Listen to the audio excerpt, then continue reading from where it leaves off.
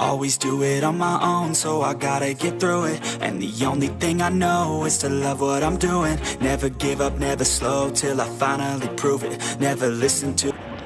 Shoutout kala Coach Tyson Pogay, JP Buktot, Robin Serrano, SG Avelino Abonales, at Jade Garcia from Cebu. Give up all your stuff, pay attention to the facts and forget the media. Figure out your own path, can you figure... Tinatawag na man's boobs ang chest ng isang lalaki kapag ang hugis ng kanyang chest ay pahaba o di kaya ay patulis ang hugis nito sa lower chest. Kapag ang isang lalaki ay may ganitong chest, napapasugod talaga sila sa gym upang baguhin ang itsura nito. Upang mawala ang man's boobs, narito ang 3 exercises upang palaparin ang inyong chest, lalo na sa parting ibaba nito. Don't let yourself feel down. Hindi porket patulis ang hugis ng inyong chest ay puro lower chest exercise ang gagawin nyo. Siyempre, kailangan mo ring palaparin ang iyong middle chest, lalo na yung nasa gilid nito. Napakagandang exercise ng flat barbell bench press dahil makakapagbuhat ka dito ng heavy kesa kung dumbbell ang gagamitin mo. Kung baguhan ka pa lamang, maglagay muna ng magaan na weights kung saan kaya ninyong makagawa ng 10 reps sa bawat set. Sa pagkakahiga, itapat ang noo o mata sa bar. Hawakan ito ng mas malapad ng konti sa balikat. Pero huwag sobrang lapad dahil masasaktan ang ating balikat kapag ganyan. Hawakan din ang bar nang nakalak ang mga daliri para sa inyong kaligtasan. I-flat ang mga paa sa sahig, iangat ang dibdib, iatras ang mga balikat, at hindi dapat nakasayad ang ating lower back sa bench o dapat nakaarko ang lower back habang ginagawa ang bench press. At kahit anong variation ng bench press, gaya ng incline bench press, decline bench press, incline dumbbell fly at mga katulad nito, ay ganito ang proper na posisyon.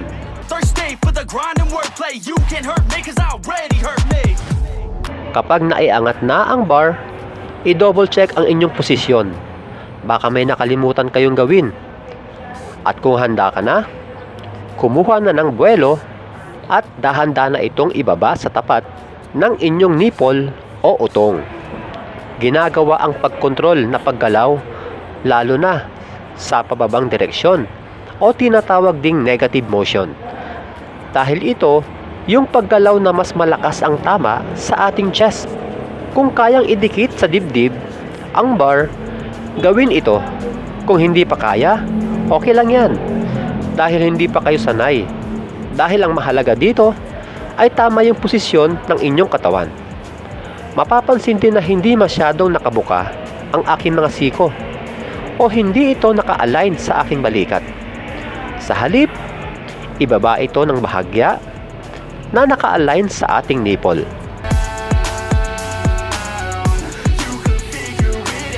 Kung ngayon mo pa lamang ma-experience ang flat barbell bench press, gumawa lang muna dito ng 2 sets at 10 reps. At kapag kabisado nyo na yung proper form, pwede na kayong gumawa dito ng 3 sets. Yung first set at second set ay heavy na makakagawa kayo ng 6 to 8 reps at katamtamang bigat na maisasagad nyo ang inyong lakas sa 10 reps para naman sa third set. Bali 2 sets na heavy at 1 set na medium weight.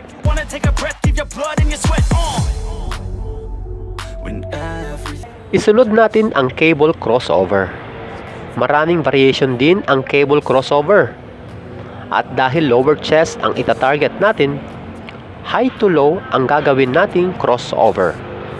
Muli, kung ikaw ay baguhan, magaan na weights muna ang gawin. Mula sa gitna, humakbang ng 1 hanggang 2 sa harap. Bago magsimula, ayusin muna natin ang tamang posisyon ng ating katawan.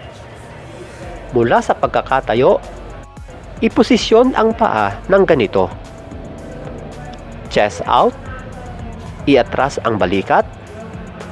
Mula sa starting position, iangat ang mga kamay sa pamamagitan ng pabukang paggalaw. Subalit, huwag itong isasagad sa pagbuka papunta sa likod na gaya ng nasa video.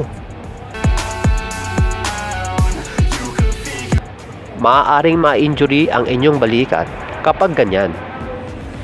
Sa sandaling tumapat na o naka-align na ang inyong mga siko sa inyong katawan, hudyat ito na pwede mo lang itulak ng pabuka ulit sa pinakamababang parte ng iyong katawan nang mapapanatili mo ang pag-chest out na nakaunat ang mga kamay pero hindi nakalak ang mga siko nito.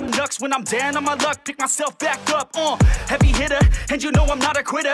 Pansinin din na habang itinataas ko ang aking mga kamay, ay hindi sumasama sa pag-angat ang aking mga balikat. Na ito ang madalas gawin ng iba. Kapag ganyan, hindi masyadong mabibinat ang ating chest. At ang masama pa niyan, pwede ka pang magkaroon ng shoulder injury.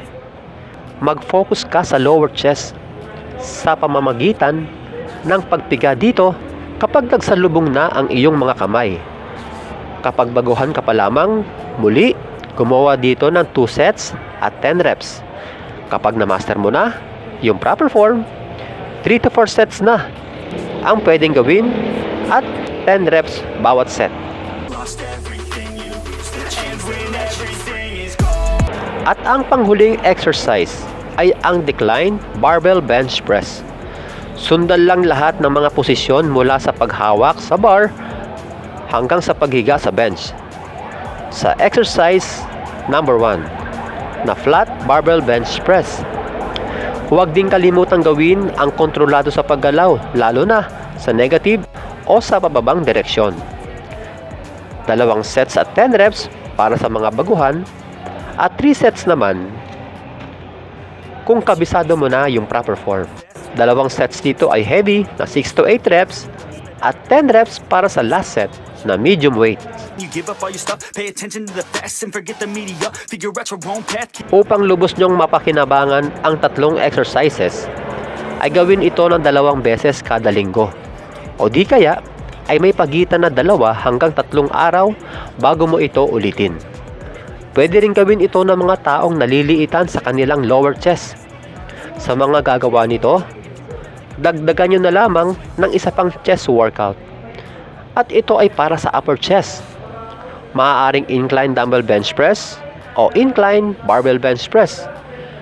Kaya magiging 4 na exercise ang gagawin nyo sa inyong chest day. Kumain ng sapat na protina at huwag ding kalimutang matulog ng di bababa sa 7 oras upang madaling makarecover ang muscle para mabilis ang paglaki nito. Hanggang sa muli mga kaprakti, God bless!